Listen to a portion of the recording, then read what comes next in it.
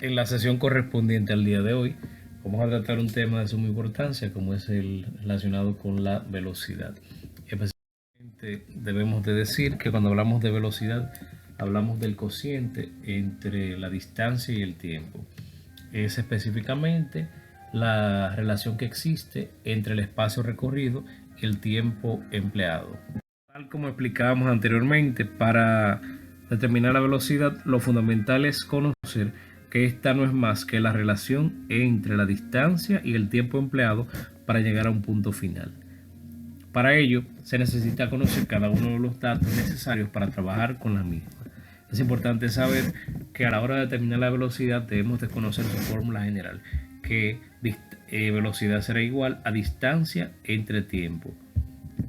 Para ello, en este momento vamos a ver un pequeño problema en el que se plasma cada uno de los aspectos antes citados.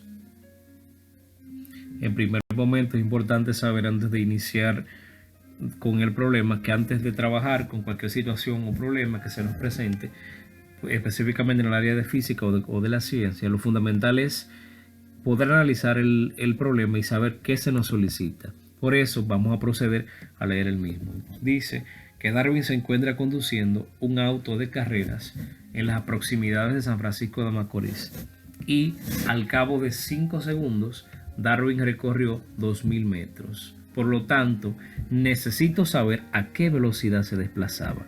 Para poder determinar la velocidad necesito conocer cada uno de los datos que el problema me prevé.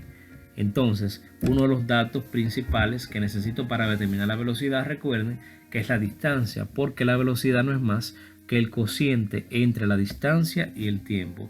Vemos que la distancia no es más que el espacio recorrido por el móvil. En este caso, el espacio que ha recorrido son 2000 metros. Otro dato fundamental es el tiempo, que me permite saber en qué tiempo, en qué periodo el móvil se movió hacia la distancia final. En este caso específico, el tiempo empleado son 5 segundos.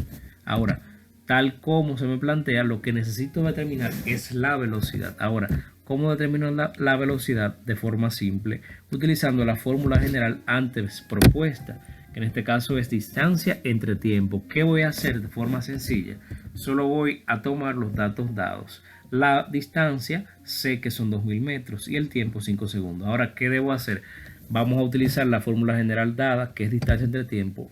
Voy a decir, es igual a que voy a sustituir cada variable por su valor. D, que representa la distancia, la voy a sustituir por su valor, que son 2000 metros. Y T, que representa el tiempo, la voy a sustituir por su valor, que en este caso son 5 segundos. Y de forma sencilla lo que debo hacer es realizar una división o un cociente entre ambos. El producto de esto será la velocidad a la que se desplazaba el móvil. Y recuerden entonces que cada magnitud vectorial tiene que tener una unidad de medida.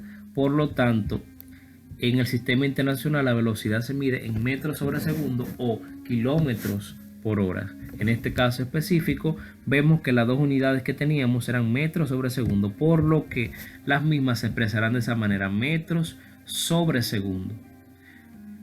Para aclarar aún más lo explicado, vamos a ver otro ejemplo en el que podamos también tomar algunos tips de cuáles cosas también debemos hacer.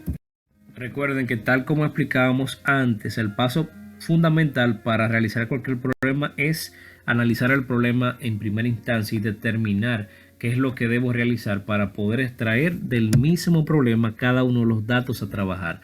Saben que estamos trabajando con velocidad, pero previo a eso debemos leer el problema, analizarlo y ver qué se nos solicita.